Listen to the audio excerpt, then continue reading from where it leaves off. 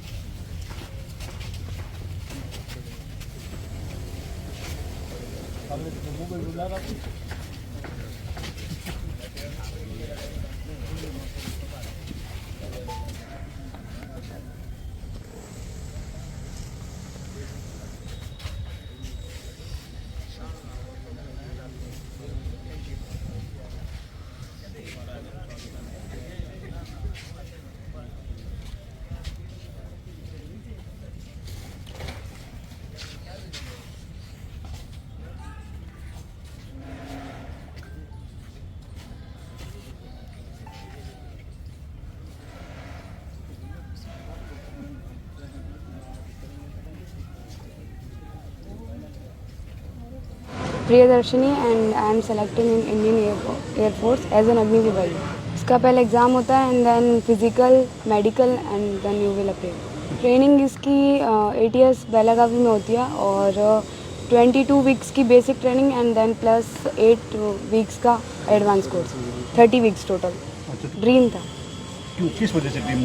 कोई जो IAS अफसर बनता है, वो RS बनता है, आप इसमें क्यों? एज अ अग्निवीर एयरफोर्स में जाना मतलब ये था कि आप या तो डायरेक्ट ऑफिसर के लिए तैयारी कर सकते हो, और इससे पहले अग्निवीर से पहले एज अ एयरमैन लड़कियां नहीं जा सकती थी वहाँ पे। तो अग्निवीर के थ्रू एज अ एयरमैन जा सकते हैं, पता चल जाएगा कि ग्राउंड लेवल पे भी क्या चीज़ें होती है। तो ऐसे फिर आगे ऑफिसर के लिए प्रिपरेशन कर सकते हो, पर एज एन अग्निवीर वायु स्टार्टिंग के लिए बेस्ट है और आई थिंक सभी को प्रिपरेशन करना चाहिए इसकी। मैंने एक दिन एक फौजी को देखा था तो बस सोचा था कि मेरे को बनना है। उसके बाद 3 साल NCC में थी तो वो और चीज़ ठीक लगी। 3 साल के बाद NCC ख़त्म हो गई तो फिर इसके लिए प्रिपरेशन कर दिया। तो फौजी में बिकॉज एयरफोर्स बेस्ट है। अच्छा, कारण, रीज़न क्या? वहाँ पे जो है ना, लड़कियों को ट्रीट किया जाता है, इक्वली किया जाता है। हाँ, हो सकता है कि बाकी सारी जगह अलग है, बट एयरफोर्स में मैं हूँ तो मेरे को ऑफकोर्स वही अच्छी लगेगी। और उसका प्रिपरेशन किया, जब उसका हो गया वहाँ जाने के बाद ऐसा नहीं था कि है ना कुछ चीज़ें सिर्फ लड़के करेंगे लड़कियाँ, ऐसा नहीं, सारा सब कुछ इक्वल था। अब जिस फोर्स से जुड़ेंगे उसी का ही मैं उसी का नहीं, मैंने है ना 6th क्लास में पापा को बोला था कि मेरे को आर्मी में या इसी में जाऊंगी। तो पापा ने बोला कि अगर हो जाता है तो चले जाना। तो मेरे को लगा कि यहाँ पे ये सब होता नहीं है तो शायद अगर मैं जाऊंगी भी तो भेजेंगे नहीं।